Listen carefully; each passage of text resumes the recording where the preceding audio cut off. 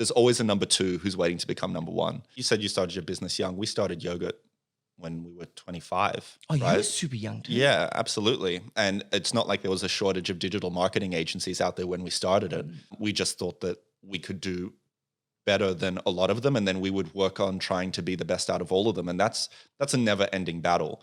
I think if you're starting a business, there has to be some degree of ego there to say, this is something that I believe I can do. But I think the lesson is mostly to also stay humble at the same time and be like, I believe in myself and I can get there. But then the other part of it is actually, I'm not the best. I don't know everything. I need help. And then working really hard to continuously be number one. And even when you are number one, then it becomes, how do you stay number one without ego? Yeah, it's a delicate balance. Ego Totally. has Knife edge. Yes. Ego has that like self-belief part, which you need in order to do great things, whether it be the fastest runner, best biologist, or a kick-ass entrepreneur.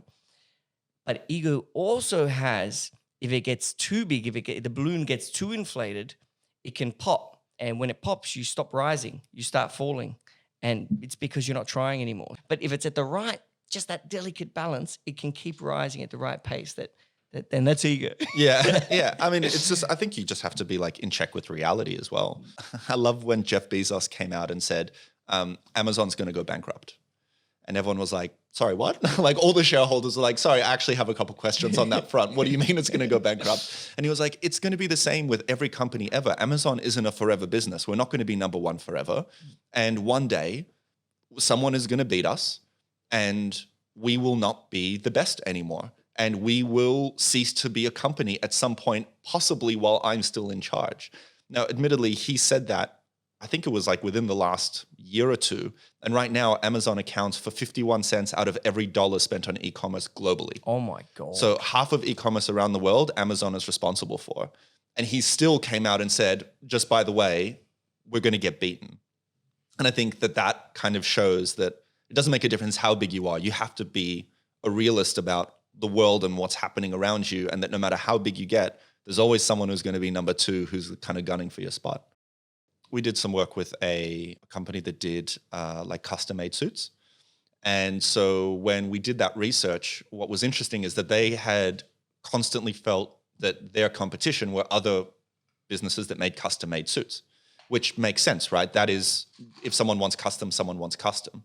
But what actually came out of it was that most people will try and go and buy off the rack first. Then what they find is they can't find what they need off the rack because either they have like a slightly like difficult body shape to buy off the rack. They have a vision in their head of what they want. Or they couldn't find the right color or whatever it was. They couldn't find exactly what they were looking for. So they go and try and buy off the rack first. Then they can't buy off the rack.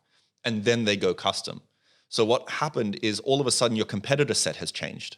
Because instead of just being like, oh, it's all the custom-made suits makers that are out there, it's suddenly Maya and David Jones and Hugo Boss and whoever else might be kind of involved in that. But that's where people are going first. So that's actually who you need to beat before you beat the other custom suit makers. You need to convince someone not to even bother to go and look at off the rack because they're not going to find what they want and you can do a better job for cheaper. And by doing so, you literally eliminate your most direct competition or your most comparable competition, the other custom suit people, because they're going straight to you rather than going through the typical, I guess, funnel process to them. Yeah. So, asking who your competitors are so that you can start to understand how you communicate to your customers is important. Because now you're changing your messaging a little bit to say, well, this is why we're better than off the rack. And so if you can take someone through that education process, you already then have built that trust with them. They're much more likely to shop with you than another custom suit maker anyway, because you're the one that provided that education. It's also a good way to really understand how good your brand is. Like if you're a marketing agency, if you asked, who did you compare me to? And they compared you to other marketing agencies just in general some were much bigger, some was small, some had nothing to do with whatever your niche was. Different services, yeah. Whereas if they compare you to other agencies of a similar size that specialize in a very similar industry, for example, then you know that your brand is communicated well, because not perfect because they're still comparing you, but well, because at least you're aligned to what you are. Yeah, absolutely. I think, even when you're kind of talking about comparing digital experiences, we speak to customers and they say, well, if you look at our website and then you look at a competitor website, we're doing really well. Like we're miles ahead of our competitors from a digital perspective. And we're like, okay, that's an interesting perspective, but people aren't comparing you to your competitors. They compare you to the best digital experiences in the world. If I go to the Apple website and think that you are absolutely love what they do, and then I come to, I don't know, a company that is like a law firm or something like that, and they go to that website and it looks like it was built the day the internet was created. All of a sudden, you're not being compared to the other lawyers that you compete with. You're being compared to the other websites that people have been to. And so your experience is actually subpar, great for your industry, but subpar by like global Overall. standards. Exactly. So is someone going to be happy with that? No, they expect better. Customers and consumers in general have very high expectations and sometimes are unreasonable in what they want. We have a very heavy focus on the bottom of the funnel. So Why is that? Why as opposed to the top? So eConsultancy released a report that said for every $92 that companies spend on driving traffic to their website, they only actually spend $1 on converting that traffic. So if you think about that as like that disparity, I think there's so much competition to get someone's attention, right? Especially during COVID, all of a sudden, people who weren't advertising online are all online. Everyone's got a content strategy. Everyone wants to say, times are tough and we're here to support you. And, we all saw every brand in the world like had those messages go out. All those annoying emails from all these Totally. companies This is telling how you we're working through it and all the rest of it. And that's great. You have to remember, Google itself as a business is a publicly traded company. They have shareholders. So they need to constantly show revenue growth and profitability.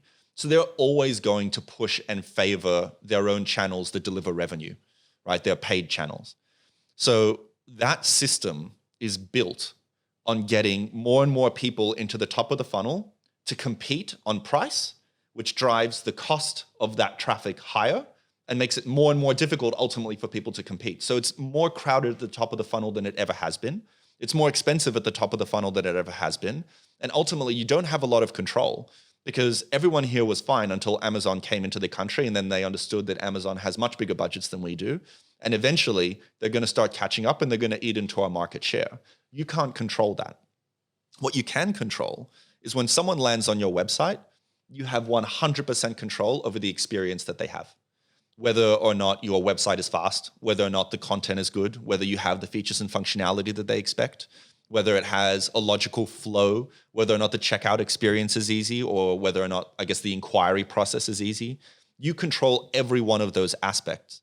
And so people are so focused on the traffic numbers, but as far as we're concerned, traffic without conversion is a vanity metric. You're just saying we're driving traffic for the sake of traffic. But the only way your business grows is if you make $1. And the only way you make $1 is if someone either buys something or if they inquire or they leave their details in some way that allows you to continue communication. Conversion is king. All right? It's the only way that your business grows. And so the reason that we focus so much on the bottom of the funnel is that, again, we're a performance agency. People pay us to make money and to make more money than what they're spending with us. They're not making more money than what they're spending with us. What was the point in hiring us in the first place? Right? Again, we're not here to just drive more traffic. Traffic can lead to conversions. There's absolutely no question about that. If your conversion rate stays steady and I double your traffic, I've doubled your business. But if I can double your conversion rate and double your traffic at the same time, how much more effective are you? Because at that point, rising tide lifts all boats. Your conversion rate goes up, all channels improve performance. Or double your conversion rate and not increase your traffic. And so you didn't spend more money on getting the traffic, but you earned double the money. Yeah, absolutely. So there's multiple levers you can pull. And so I think we're focused there because a lot of agencies aren't. So what are some key features a great website should have? The little things. I'm talking little things. I think clarity more than anything else. Basically, if you land on if you're on a laptop, you open up someone's website, you look at it for 5 seconds on the homepage, and then you close it, you should be able to answer who they are, what they do, and what they should do next, right? So there should be like a really clear hierarchy so that a consumer has total clarity, because a lot of brands make it unnecessarily difficult for the customer to do what it is that they came to the website to do.